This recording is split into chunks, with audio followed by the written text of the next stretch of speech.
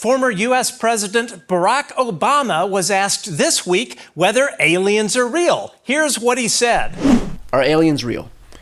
They're real, but I haven't seen them, and they're not being kept in, what is it? Area 51? Area 51. There's no underground facility unless there's this enormous conspiracy and they hid it from the President of the United States.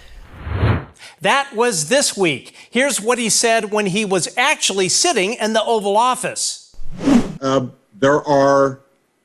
There's footage and records of objects in the skies that we don't know exactly what they are. We can't explain how they moved, their trajectory. They did not have an easily explainable pattern. Now look, I don't want to blow past that. A former president of the United States on the record twice saying these objects are real and we can't explain them. That is a big deal, but here's my problem. Once I show you what I'm about to show you, those two statements are actually the smallest part of the story, because the people who went further than Obama, much further, didn't say it on a podcast or in a TV interview. They said it under oath. Let's start with who has actually said what, on the record, in public. This is Senator Mitt Romney, former Republican presidential nominee. Here's what he said on CNN. Well, I don't believe they're coming from foreign adversaries. If they were, why, that would suggest that they have a technology which is in a whole different sphere than anything we understand. And frankly, China and Russia just aren't there. Not China, not Russia, not ours. This is John Ratcliffe. He was the Director of National Intelligence under Donald Trump. Here is what he told Fox News. When we talk about sightings, we're talking about objects that have been seen by Navy or Air Force pilots or have been picked up by satellite imagery that, frankly, engage in actions that are difficult to explain, that movements that are hard to replicate, that we don't have the technology for, or traveling at speeds that, exceed the sound barrier without a sonic boom. So, in short, things that we are observing that are difficult to explain. Technologies that defy the laws of physics, beyond the capabilities of the world's superpower. From the man whose job it was to know everything. Now, this is Lue Elizondo. He ran the Pentagon's secret UAP program, a program the government denied existed for years. He took his story to 60 Minutes. Imagine a technology that can do 600 to 700 G-forces, that can fly at 13,000 miles an hour, that it can evade radar, and that can fly through air and water and possibly space. And, oh, by the way, has no obvious signs of propulsion, no wings, no control surfaces, and yet still can defy the natural effects of Earth's gravity. That's precisely what we're seeing. 13,000 miles an hour, no wings, no propulsion, defying gravity. And our pilots are seeing these things how often? This is Ryan Graves, F-18 pilot, United States Navy. He took his story to 60 Minutes. Lieutenant Graves told us pilots training off the Atlantic coast see things like that all the time. Every day for at least a couple of years. Wait a minute, every day for a couple of years? Mm-hmm. This is Congressman Carson of Indiana, member of the House Intelligence Committee. Here's what he told PBS NewsHour. And secondly, whoever's operating it or whoever's behind it, these aerial phenomena, seems to be keenly interested in our military capabilities. There's a tendency for the UAP sightings and developments to occur around military assets, especially, it seems, around our naval assets. A member of the House Intelligence Community saying these craft are watching our military and we don't understand the technology. This is Avril Haines. She was the Director of National Intelligence under Joe Biden, the highest intelligence official in the country. Here's what she said publicly. And the main issues that Congress and others have been concerned about are basically safety of flight concerns and counterintelligence issues. But of course, there's always the question of, is there something else that we simply do not understand that might come extraterrestrial? extraterrestrially. Biden's director of national intelligence asking publicly whether what we are seeing might come extraterrestrially. Now, this is Senator Bill Nelson, former astronaut. At the time he said this, the administrator of NASA. He had just spoken directly to Navy pilots who witnessed these objects. Now, I know what you've seen is what those Navy pilots saw in 2004, and there have been some 300 sightings since then. And I've talked to those pilots, and they know they saw something, and their radars locked onto it. And then all of a sudden it was here on the surface, and then it's there. And they don't know what it is, and we don't know what it is. 300 sightings, radar confirmation, the NASA administrator saying, we don't know what it is. And then there's this man. This is John Brennan. He was the director of the Central Intelligence Agency under Barack Obama. Here is what he said publicly about what the government is seeing. I think some of the phenomena we would be seeing continues to be unexplained and might in fact be some type of phenomenon that is the result of something that we don't yet understand and that could involve some type of activity that some might say constitutes a different form of life. Think about it. The former director of the CIA saying this may constitute a different form of life. Now, I want to introduce you to one more person because this man said more clearly and more directly what all these officials have been dancing around, and almost nobody covered it. His name is Colonel Karl Nell, retired Army Colonel, Army Space Command, Lockheed Missiles and Space, Northrop Grumman, multiple three-letter agencies. His last assignment? The United States Navy's UAP Task Force. A man who spent his entire career at the intersection of the American military and the American defense industrial complex. He sat down at a public conference and was asked one question. And so, Carl, here's the million-dollar question. Do you believe that a higher form of non-human intelligence has visited this planet? Right.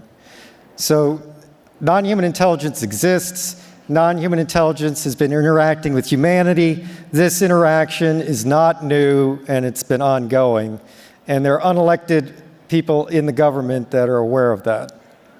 And so, Carl, that is quite a bold statement. I'm wondering, and I'm curious, how confident are you that that is true? There's zero doubt. Zero doubt. Not, I believe, not, the evidence suggests, not, oh, it's possible. Zero doubt. Now, everything I've shown you so far, those are public statements, speeches, interviews. On the record, yes. From credentialed, serious people, yes. But they are not sworn testimony. What I'm about to show you is different. What I'm about to show you happened inside the United States Capitol, before elected members of Congress, under oath, where lying is a federal crime. This is Lue Elizondo testifying before Congress. This is his opening statement. Let me be clear. UAP are real. Advanced technologies not made by our government or any other government are monitoring sensitive military installations around the globe. Furthermore, the U.S. is in possession of UAP technologies, as are some of our adversaries. I believe we are in the midst of a multi-decade secretive arms race, one funded by misallocated taxpayer dollars and hidden from our elected representatives and oversight bodies.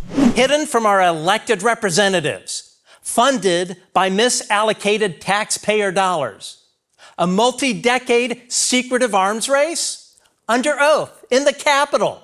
But he wasn't finished. Excessive secrecy has led to grave misdeeds against loyal civil servants, military personnel, and the public, all to hide the fact that we are not alone in the cosmos.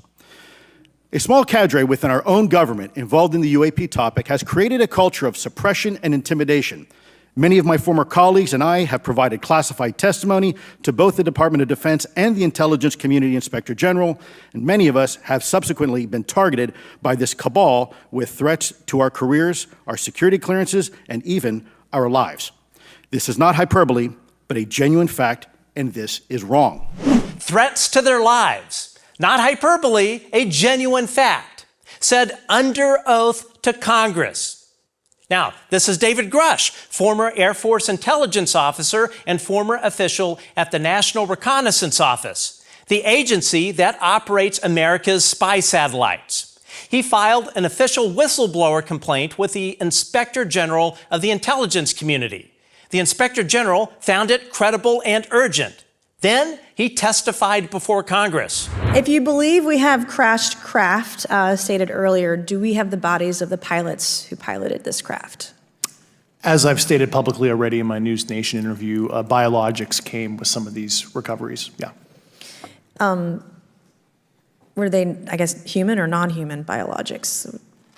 Non-human, and that was the assessment of people with direct knowledge on the program I talked to that are currently still on the program. Non-human biologics recovered by the United States government, assessed by people with direct knowledge of the program, under oath in Congress. Have you faced any retaliation or reprisals for any of your testimony or anything on these lines? It was very brutal and very unfortunate, some of the tactics they used to hurt me both professionally and personally, to be quite frank. Do you have any personal knowledge of people who have been harmed or injured in efforts to cover up or conceal these extraterrestrial technology?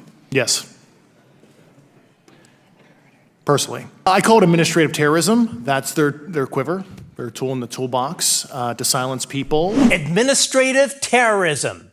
A decorated intelligence officer testifying under oath before Congress, describing what the United States government did to people who tried to tell the truth about this.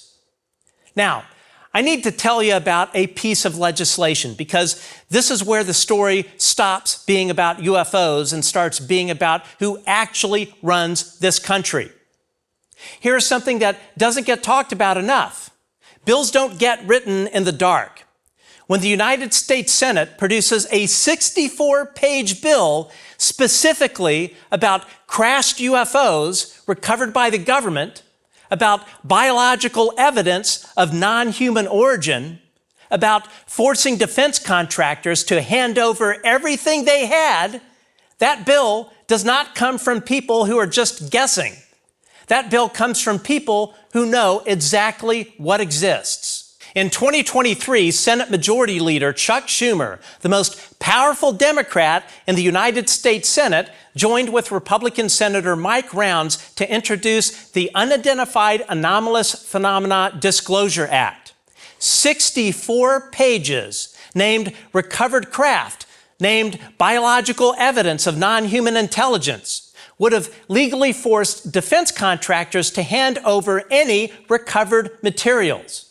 And it wasn't just Schumer and Rounds. 2 members of the Gang of 8 co-sponsored this bill. The 8 most senior intelligence-briefed members of Congress, the people told things no other members of Congress ever hears. 2 of those 8 people looked at what they were being told in classified briefings and said, we need a law. We need to force this into the open. The bill passed the Senate 86-11. 86 United States senators voted yes. And then what happens? It gets killed.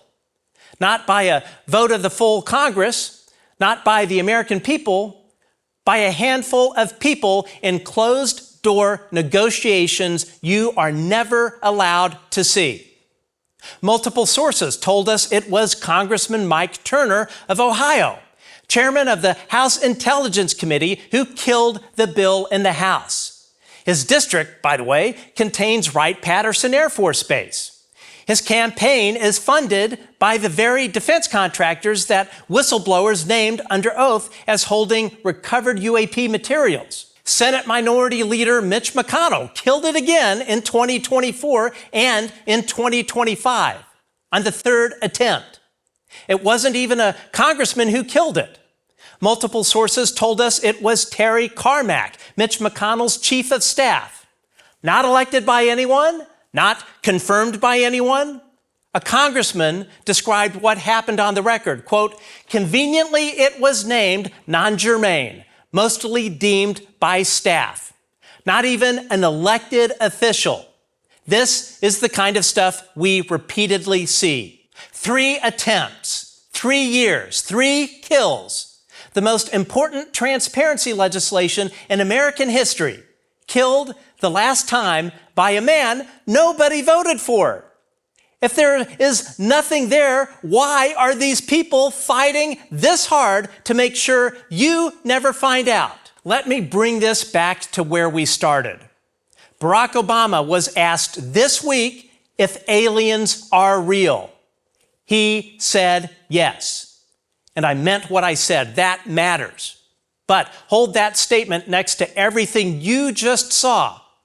A Republican senator said these craft are not China, not Russia, and not ours. Trump's director of national intelligence said the technology defies the laws of physics and exceeds anything the world's superpowers have. Biden's director of national intelligence asked publicly whether what we are seeing might come extraterrestrially.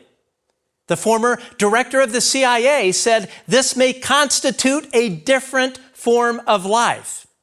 A decorated Army colonel who spent his career at the highest levels of the American military and defense industry said with zero doubt that non-human intelligence exists, has been interacting with humanity, and that unelected people in the government know about it. Then, a former Pentagon intelligence official testified under oath, we are not alone in the cosmos. There is a multi-decades secret arms race funded by stolen taxpayer dollars, hidden from Congress, and people were threatened with their lives for speaking about it. Then, a former Air Force intelligence officer testified under oath that the government has recovered non-human biological remains. And the Senate Majority Leader and a senior Republican senator wrote 64 pages of legislation on UFOs, named the programs, named the evidence, named the contractors, passed it with 86 Senate votes, and watched it get killed 3 times in back rooms. The last time by a man nobody voted for. That, my friends, is the story. Not a podcast lightning round. So here's what I'm asking you to do. Contact your representatives. Call them, email them, walk into their offices and ask them one question. Why does the United States Senate pass legislation about recovered non-human craft and biological evidence by a vote of 86-11? And why does it die in secret before it ever becomes law? Abraham Lincoln called it government of the people, by the people, for the people. On this issue, for reasons that very specific and very motivated people seem determined to protect, it's not. You cannot have a functioning democracy when unelected officials decide that you do not need to know the truth that aliens are real.